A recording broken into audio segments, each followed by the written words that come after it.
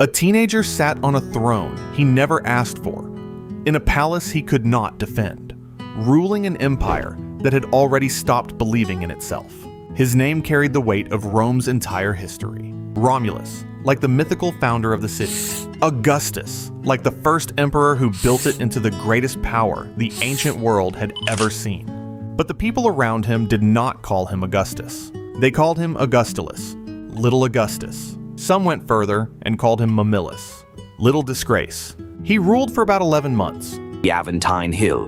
He lived an ordinary life in extraordinary times, through the last flicker of the Western Roman Empire, through the rule of Odoacer and Theodoric, and into the dawn of medieval Europe. This man did not exist in reality, of course, but the point of this video is that thousands of men like him did. Then, a barbarian commander walked into the imperial residence at Ravenna and told him it was over. The boy handed over the purple robes, the diadem, the symbols of an empire that had stood for centuries. And then he disappeared. Not violently, not dramatically. He simply vanished from the historical record, and we still do not know exactly what happened to him. In this video, you'll learn why this boy ended up on a dying throne, who put him there, who tore him down, and what his strange, quiet exit tells us about how the greatest empire in Western history actually ended. Not with a bang, but with a pension and a country villa. To understand Romulus, you need to understand the machine that was already breaking apart around him. By the 470s AD, the Western Roman Empire governed roughly 16 million people, according to estimates from the World History Encyclopedia. But the empire that once fielded legions of citizen soldiers now depended almost entirely on barbarian mercenaries. Germanic warriors, Huns, mixed war bands recruited from beyond the old frontiers. These men fought for pay and for land. Roman generals kept power not through the Senate, not through popular support, but by commanding the loyalty of these foreign troops. The man who controlled the mercenaries controlled Italy. Enter Orestes, a Pannonian Roman born in what is now roughly Western Hungary. Orestes had served as a secretary and diplomat to Attila the Hun himself. When Attila's empire collapsed after his death, Orestes found his way back into the Roman political world. By 474, he had risen to become the master of the army, the most powerful military position in the Western Empire. He served at the court of Emperor Julius Nepos in Ravenna, the fortified marsh city that had replaced Rome as the actual seat of imperial power.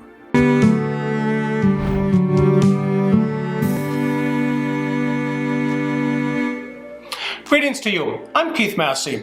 On September 4th, AD 476, the 16-year-old Emperor Flavius Romulus Augustus was forced to abdicate his throne to the Goth general Odoacer, and the Roman Empire came to an end in the West. But Orestes was not content to serve. He had his own ambitions, and he had something more useful than ambition. He had the loyalty of the barbarian troops. On August 28th, 475, Orestes made his move. He led those troops in open revolt against Julius Nepos. The emperor did not fight. He could not. The soldiers who should have defended him answered to Orestes. Nepos fled across the Adriatic to Dalmatia, the coastal region along the eastern shore. He took his claim to the throne with him, but he left the actual power behind. Now Orestes faced a choice. He could have crowned himself emperor. But Orestes understood something about the politics of late Rome. A general who seized the throne directly made himself a target for the next general with a bigger army. So he chose a different path.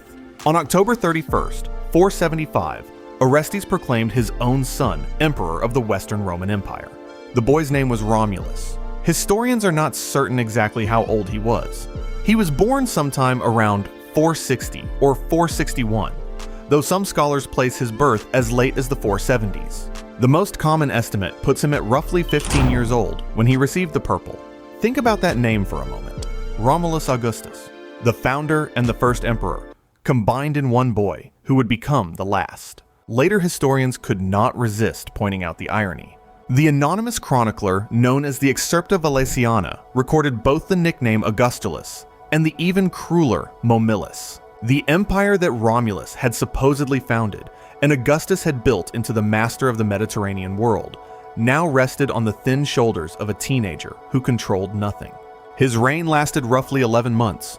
During that time, coins were minted bearing his name and image, the standard act of any Roman emperor asserting his authority. But authority required recognition, and Romulus did not have it. In Constantinople, Emperor Zeno, the ruler of the Eastern Roman Empire, refused to acknowledge Romulus as legitimate. Zeno still considered Julius Nepos, sitting in exile in Dalmatia, to be the rightful Western emperor. This created a strange situation. The boy in Ravenna had the throne and the mint and the palace, but the only other surviving branch of Roman imperial power treated him as a usurper. The real power behind the throne, Orestes, governed in his son's name. Romulus signed documents. Romulus appeared at ceremonies, but everyone understood the arrangement. The boy was a figurehead for his father's regime. The problem Orestes could not solve was the same problem that had destroyed every Western emperor before him. The barbarian soldiers who had put him in power expected payment, and not just in gold. They wanted land.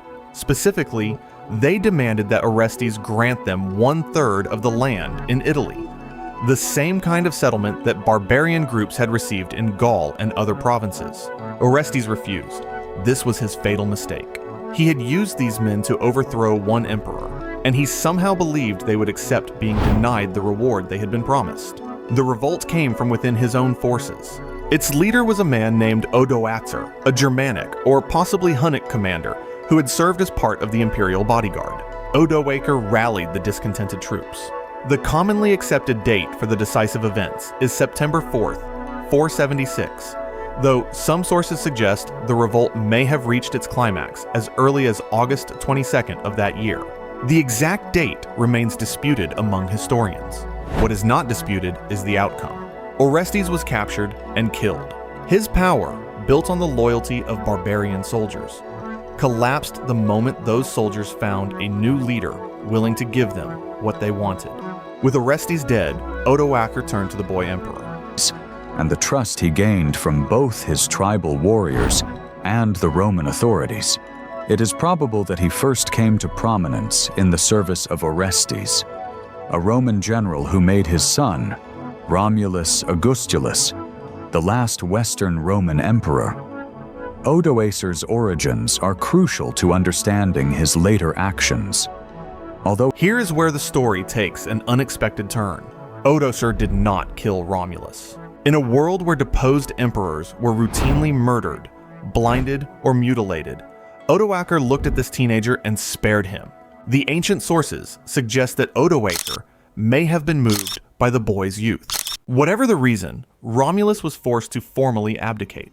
He surrendered the imperial regalia, the symbols of office that had passed from emperor to emperor for 5 centuries. What Odoacer did next reveals a sharp political mind. He did not claim the title of Western Emperor for himself. Instead, he gathered the imperial regalia and sent it to Constantinople, to Emperor Zeno. The message was clear. There was no longer a need for a separate Western emperor.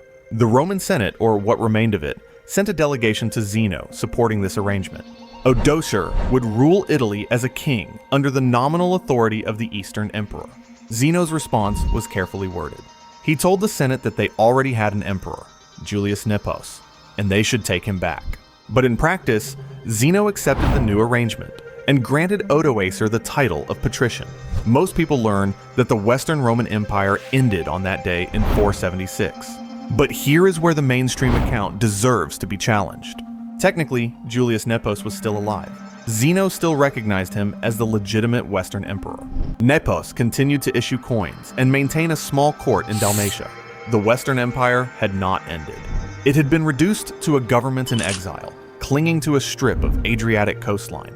It was not until 480, when Julius Nepos was assassinated by his own soldiers in Dalmatia, that the Western Roman line of emperors truly ended, even on paper.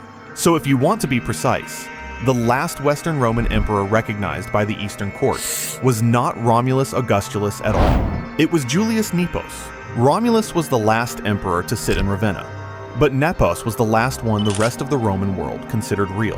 As for Romulus himself, Odoacer sent the deposed boy and his mother to the villa of Lucullus in Campania, a luxurious estate on the Bay of Naples that had once belonged to the famous Roman general Lucullus.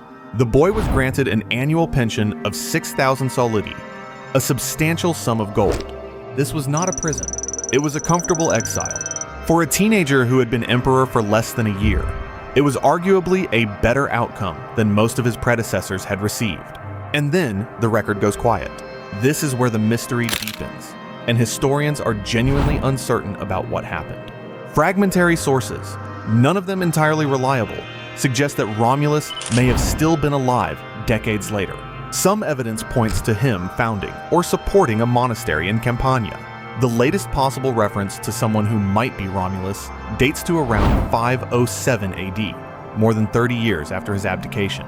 If accurate, that would mean the last boy emperor of Rome lived well into the early 6th century, watching from his villa or his monastery, as Odoacer's kingdom was itself conquered by Theodoric and the Ostrogoths. But we cannot confirm this. The sources are thin and uncertain. Romulus Augustulus simply fades out of history, which is perhaps the most fitting exit possible. Edward Gibbon, writing in the History of the Decline and Fall of the Roman Empire, called Romulus Augustulus something of a tragic figure. But was he? The boy never chose to be emperor. His father put him on the throne as a political tool. A barbarian commander took him off it with surprising gentleness. He was given a villa and a pension, and as far as we can tell, lived a long and quiet life. Compared to the dozens of Roman emperors who were stabbed, strangled, poisoned, or torn apart by mobs, Romulus got the best deal of any of them. What makes his story haunting is not what happened to him. It is what his story says about the empire itself. The Western Roman Empire did not fall in a single catastrophic event. There was no great battle, no foreign army sacking the capital. By 476, the empire had been hollowed out so completely that a teenager could sit on its throne and a single disgruntled general could push him off it, and the rest of the world barely noticed.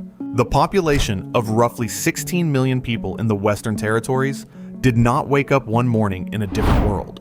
Roman laws continued. Roman roads still carried traffic. Roman aqueducts still delivered water.